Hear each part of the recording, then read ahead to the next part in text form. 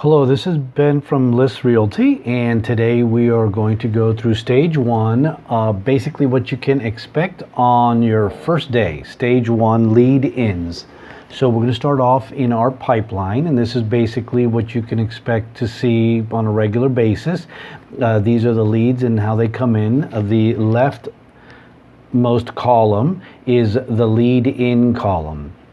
And I've created a basic management of your lead in, of your client from lead in all the way to getting your deal closed. Real quick, this is your lead in column, your attempted contact column. You try to attempt contact clients 2 days in a row via call, email, and text. If after 2 days, you have not contacted them, they will be moved to lost. You can always retrieve them by putting in their name. If they contact you 4 or 5 days later, you can just pull them out of the search and reopen them. Okay, so lead-ins, you're going to attempt to contact 2 days in a row, and then you're going to get them out of there. If you made contact, you're going to put it here, and that will have been via a phone call, a text, or what have you. And you're going to log it, and you're going to move it here. Now, you can take any particular client, and once you do whatever you've done with them, you just slide them along. Okay, it's real nice, very slick little system. So it'll enable you to easily manage your rentals and your buyers and your listings. Okay, each pipeline is different, and I've customized them each to a particular type of transaction. So after you've made contact, the very next thing you're going to do is either have an appointment or send out a search, or you might have both. Okay, so after you made contact, you can keep them in this column, but I don't like to see too much in this column because you've got to do something after you've made contact. Now, in this column, you might have, you made contact, but they said call them back after 5:30. Or, hey, I'm in a meeting, give me 30 minutes, I'll call you back. Okay, you can write that into the notes, and I'll show you that in a moment. Search is sent, you want to have this in a column. Search is sent. Through the matrix, we're going to show you how to set a search so that they get auto emails and they get properties when they come out fresh and new in the market. So you're constantly staying in front of them, again, increases the ability or your chances of getting a deal with clients, when you're constantly in front of them and giving them a service and showing value.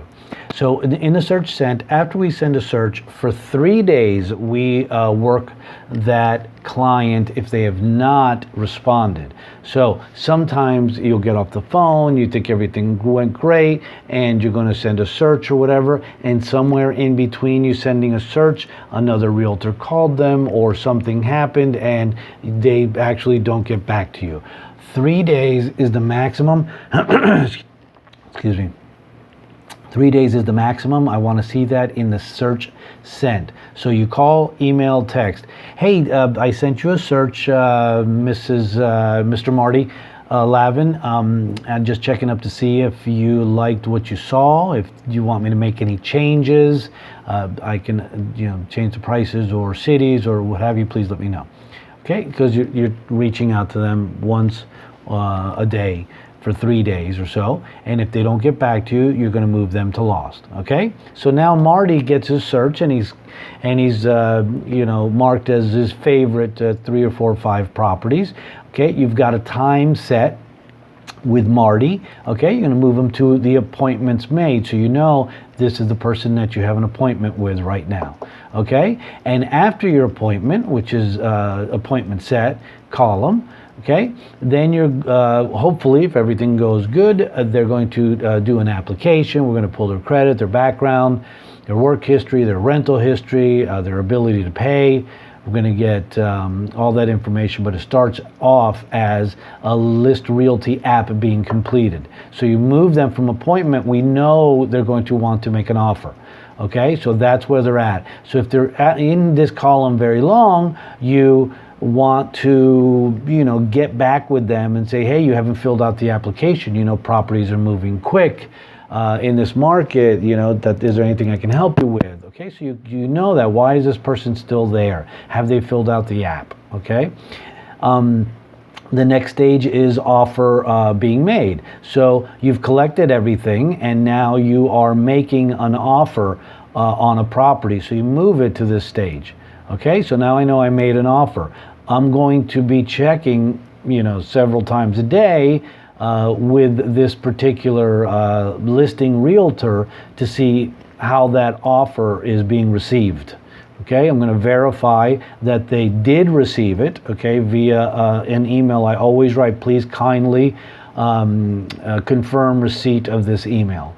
Okay, so you want to make sure it got to somebody. Sometimes the emails are wrong or whatever, and then I pick up the phone and I text them and I say, hey, Mr. Smith, listing realtor for such and such, I just want to let you know I sent you an offer.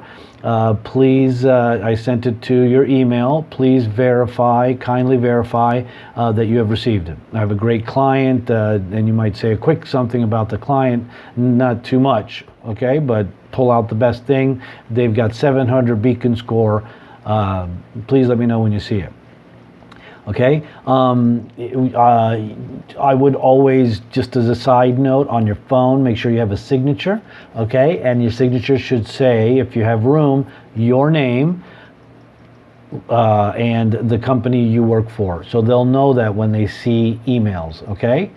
They'll know who they're talking about when or talking with, that they're talking to a realtor when they get a text message.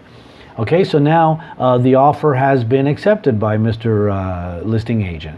Okay, so now we're going to move the client, now we're going to move the client along, okay, to offer accepted.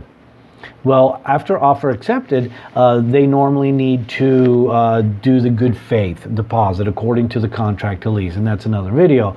But so in this stage, that's what you can expect next, is for them to give the good faith,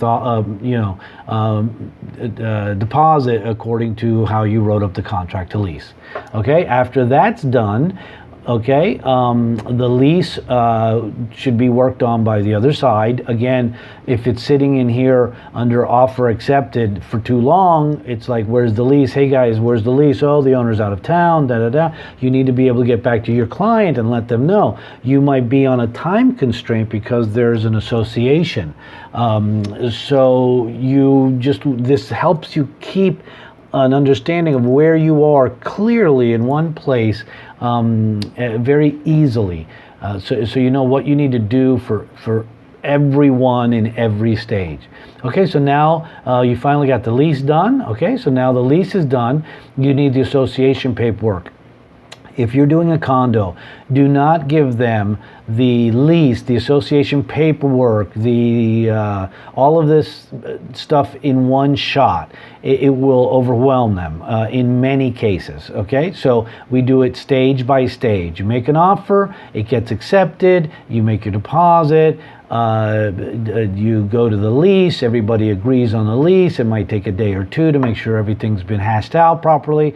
After the lease is done and they're good, and then you move to the next stage and you start talking about the association paperwork, and this is what they're requiring, and this is what they do. And I know it's a bit of a pain, it's a lot, but we do this all the time, and you help them through it, okay? Because it's going to be a lot. And what we do on behalf of our clients is we like to hand in the association paperwork ourselves. Okay, it's an extra step. We know it's a bit of a pain, but the first time your client goes to an association, gets in an argument with a volunteer there that would rather be somewhere else, and gets an attitude and has one tiny thing missing from their package, so they won't even accept it, they're going to call you and say something like, I don't even want to live in this place. I hate it. I got to fight with this person. The problem is that many associations have that kind of general, I don't know, want to say attitude, but environment, okay, that is less than helpful and accommodating and less than empathetic. So what we do is we absorb that for our client. If we can get the association paperwork, review it, make sure they've got everything, okay, they can deposit, give us the money orders directly, whatever, and we can go and absorb, that pain basically make sure it's all there. Have a conversation. It's good to build relationships as a realtor too with the different associations. I bring candy, chocolates, flowers, you name it. I'm always trying to be kind and nice to the associations. You won't believe how awesome that is, because you just get your paperwork processed at light speed compared to the next person. Little things like this go a long way in building your business. Okay, so now she got the association paperwork, she put it in there, and now you're watching this and you're taking notes. And again, I'll get you into that section in a moment. But you'll be watching this, okay, and making sure, every few days, is everything going okay? Watching that clock, making sure you're not getting too close to the move-in date. If so, we'll start making some calls and so on, okay? Now the association approved this client. Okay, now we're getting ready to go to the next stage, which will be a walkthrough. So you schedule the walkthrough, you know what date it is, you'll put it on your calendar, okay, and you'll get a notification, and you'll do the walkthrough. Excuse me. They'll get the keys, you'll exchange the monies, okay, and then your deal will basically be closed. You'll walk out of there with a check. Okay, and then you'll bring it back to the office, because it'll be an office check, and then you move it to this stage, which is your deal is closed and you sent a disbursement, which is what the deal paper that allows you to get paid, okay, with all the specifics on it. Okay, so this is what we would do for this particular client, okay? So, or any client starting at lead in. So what we do is we get, hold on a sec. I just want to make sure I put it back to the right slot.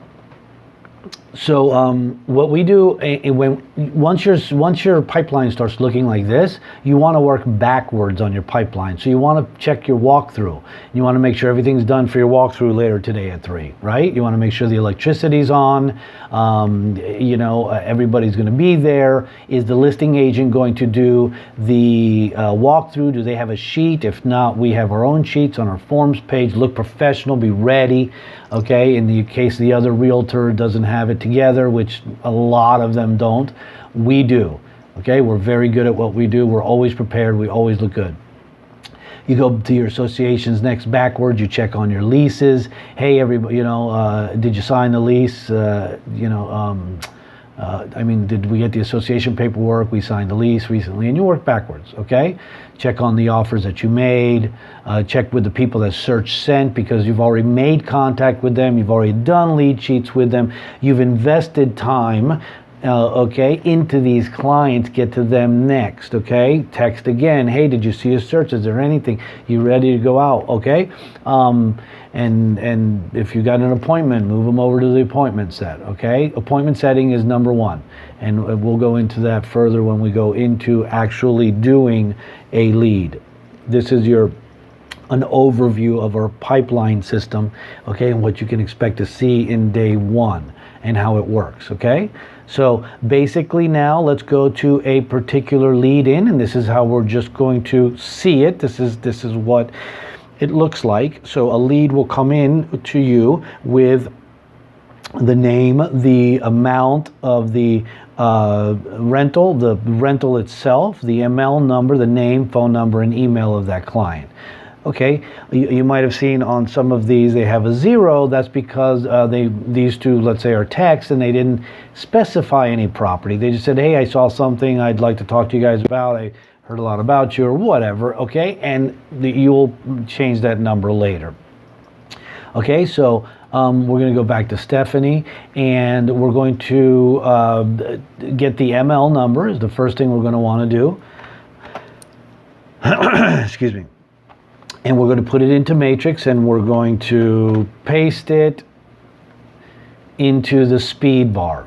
Okay, so in this particular instance, you can see that the property has been canceled. Okay, it is a 3-bedroom, 2-bath, $1,500 a month. I'm going to look at the property history. and I'm going to see that it went active and it was canceled on 12/13. So I'm going to use that to my advantage when I have a phone call, and you're gonna hear that shortly. So now we have a little bit of information about that particular client. I'm sorry, about that particular property, and we're ready to make a phone call. By the way, you make a phone call, a text, and an email 2 days in a row. You attempt contact with them 2 days in a row, and that's it. Then you move them to lost. So Stephanie, for instance, once I make contact with her, I'm going to move her to this position, attempted contact. Let's say she didn't get back to me. Tomorrow, I'm going to try it again. And if tomorrow, after 3 attempts, it's not there, I'm going to move it to lost. Okay? And I'll show you how to do that. Right here, you just click on lost and you give it a reason. Okay? Found a place, not responding, no longer in market, not qualified, etc. Okay? And you can mark it as lost, and then you can always find it again by going into the search bar, which is just above the screen. I didn't capture the whole screen. And just putting in the name of the client, or the first name or last name or phone number, and it'll find the client. You can just reopen that client. Okay, so let's pretend we did call, text, and email. You put called, texted, and emailed. Okay, you hit save in the notes section, and that's it. Okay, if you want to add an activity, you can do that here. Let's say you want to call them back, you want to be reminded to call them back. Okay, you can just put, we already know, it's already linked to this particular client. Okay, so my system knows that it's, what you need to do. If you just need to do follow-up call or whatever you want to write in here is fine. The date, okay, we're going to say it's later today, and I'm going to reach out to her again at some point later in the day. Okay, and attempt contact again. Actually, this really would be the next day, because we want you to do it 2 days in a row. Okay, so this is attempt contact again. So what it'll do is it'll create an activity, and it'll attach it to that client. Okay, and in that, and the activity will be green. It'll be a little arrow in the front that'll be green. And then what happens is it'll turn red once the time has passed. Okay, so basically, you see this little arrow right there? It'll turn red once it's been past 4 o'clock tomorrow. So you go, oh, I've missed something. It's really neat. Okay, so on this particular, you can delete any notes or anything you'd like. On this particular one, let's say it's day 2, you put called, text, and emailed, and then you click lost. Okay, and you can always retrieve them. Okay, so now you can go to basically stop looking at this video, and the next video will be actually making the phone call and what you're going to say and how you're going to fill out the lead sheet and attempt to get an appointment. So that's in the very next video you're going to see. Okay, so this is an overview of what you can expect to see every day and how it works. You see, it's very simple. It might take you, just a little while to get used to it, but you will love the system once you do. All right, well, thank you so much, and we wish you the best of luck.